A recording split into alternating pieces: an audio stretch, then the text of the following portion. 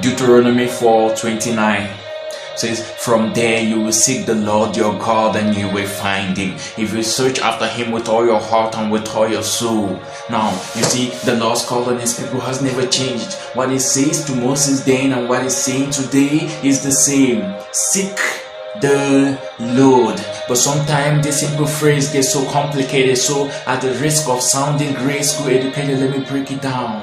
Seek the Lord with all your heart, with all your soul, with your life, with your job, with your marriage, with your children, with your finances, with your home, on behalf of this church, on behalf of this city, on behalf of the nation. Seek the Lord. Now, if God is who he said that he is, then he has done what he says that he's done, which means that Jesus Christ is the risen Son and he sits enthroned as the sovereign one, king over his kingdom. And if God is who he said that he is, then I am who he says that I am, which means that I've been bought and covered through the sacrifice of the Lamb. And when God the Father sees me, he sees white, shining into the darkness, the glory of his light, wearing in darkness while victorious in the fight. He looks on me and sees his own Son lay down his life. And when demons see me, they see red, because I have been bought with the blood that Jesus shed. And we mark the man who the enemy once dead, but Jesus paid the ransom that was placed upon my head. So for the believer, our story is the same. Out of the entire humanity, we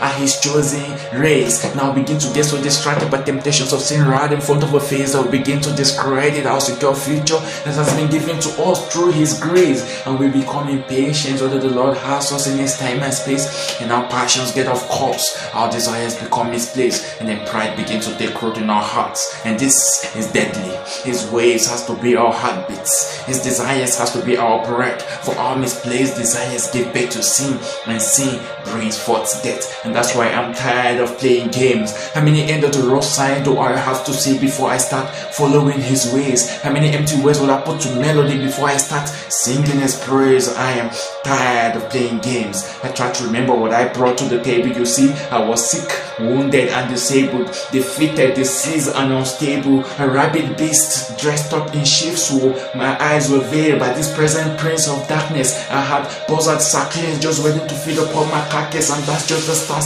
My situation was lit and dim, and I was content as I watched myself die in my sin. I was my own end, my own God. God of the world, where satisfaction came from temporary sensations, where decisions were based on the latest temptations, where happiness and comfort was my only salvation. I was a cheap imitation, but God, you see, when the Lord moves, he moves in such a way that the things we find so satisfying, he quickly takes away, and just as quickly he's faithful to graciously replace with a desire for a Savior who will never go away, who has never led us astray, the author and sustainer of our days, the King who stood in our place. So seek him, for he is worthy. This life is but a vapor in comparison with eternity. So with all your heart, with all your soul, seek the Lord. I pray that genuine prayer mark this generation with the sons and daughters of God that will raise the Ebenezers of our salvation, with the death of Christ being our proclamation, that we preach the Son of God, Savior to the nations.